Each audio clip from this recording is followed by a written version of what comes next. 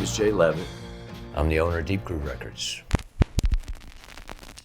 Well, my first one off at 7-inch was Light My Fire by the Doors. My first album was also around that time, like 1967 or something. That's Cream's Disraeli Gears. You know, and at the time they had a big single white room, but I love that cover. There was something about that cover. It's very psychedelic. I wouldn't even listen to the record, but I would look at the cover. Because that was really my first album.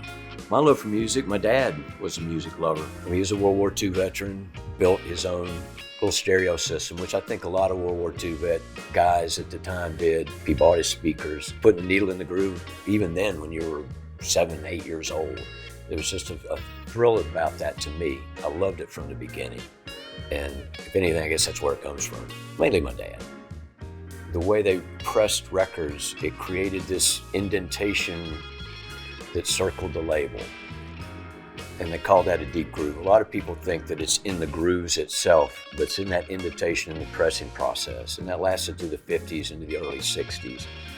I just always liked the name, Deep Groove. And so that's why I named the store that.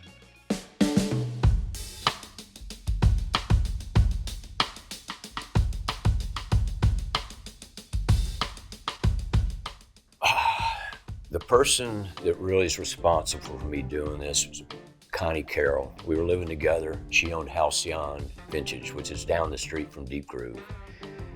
And at the time, I was general manager of Plan 9, but I think she just got tired of hearing me talking about it at dinner every night. I think she was tired of having me hear me bitch about it.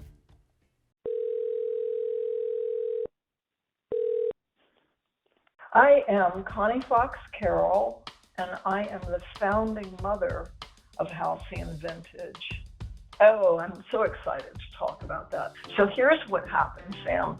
And he was the general manager. So he's driving between these stores, and I'm thinking, gosh, that is such a waste of a wonderful personality to have Jay behind the wheel of a car when he should be behind the sales counter. And so one night at dinner, she just came out and said, why don't you open up your own store?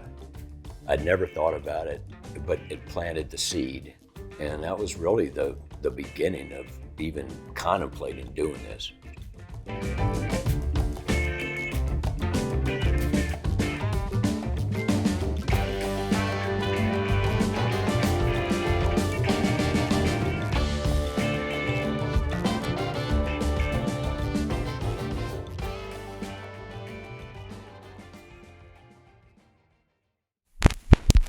Hurry, I've got a very important phone call to make.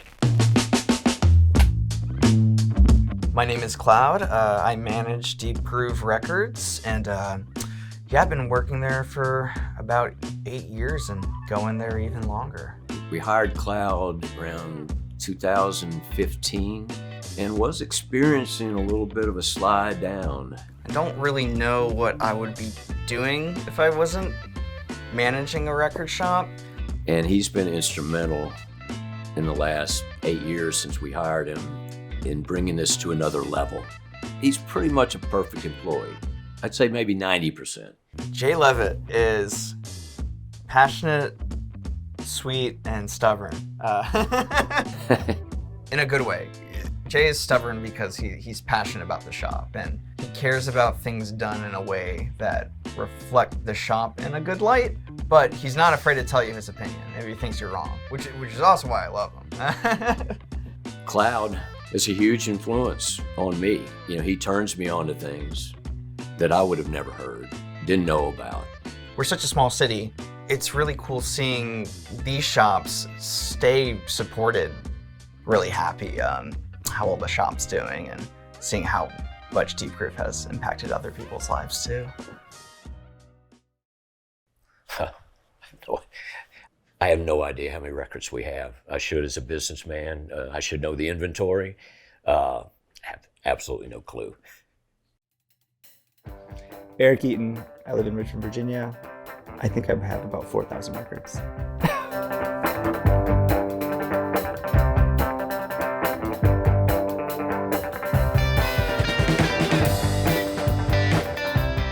I couldn't agree more. I'm like the wealthiest person in the world sometimes. It's like, well, yeah, it's like they're comforting, they're combative sometimes. They're the reason to get up, they're the reason to go to bed. Like, they put you in the mood, From the beginning, I've always said that this would be a fad for some. There's some records that I could pull out and I could open up the sleeve and smell it. I could be like, I got that from this basement in Pittsburgh. And you do see that. I mean, you see young people mainly, and they're kind of done with them. Again, because they can listen to anything they want from the palm of their hand. Right? And streaming and stuff like that, but there's nothing like going into a record store. Your interactions with people, really, I think, are massive at record stores. Looking over someone's shoulder and seeing what they got, or looking over someone's and they have something that like you have, and you're like, oh man, you should get that.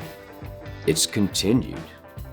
People are still buying records, more people are buying records. Kids, 11, 12, high school kids, starting to see couples in their 50s in here together buying records.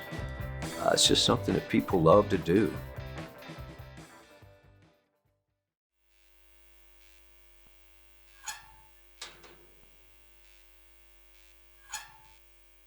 There was an album I got during one of his sidewalk sales, which are pretty awesome. And I think that goes to the Harvey Foundation.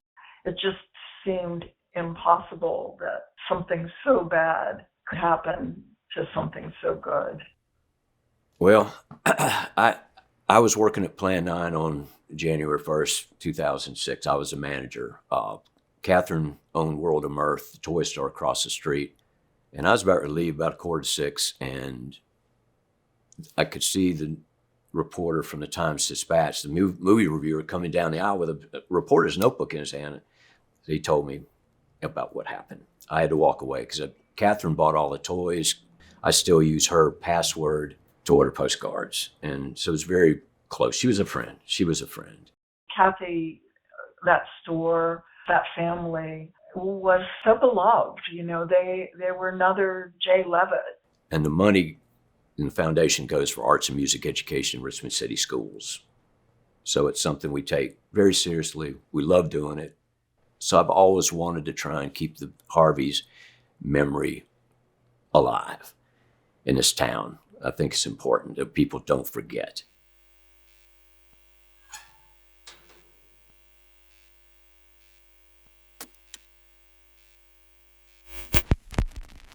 I would congratulate Jay on his success and being the honest businessman that he is. I mean, that man is so beloved. Seems like it really fits to Richmond, Virginia, and especially that street. I wouldn't have that as part of my life and be able to share it with other people if it wasn't for Jay and Deep Crew for sure. Sometimes when I cross the street, I look back, it's just this tiny little place. Does it mean anything in the overall scheme of things? My daughter reminds me, a good friend reminds me, you make a lot of people happy. And that's the main thing that I love about it. I see a dark cloud rising and I wonder what's gonna come of me.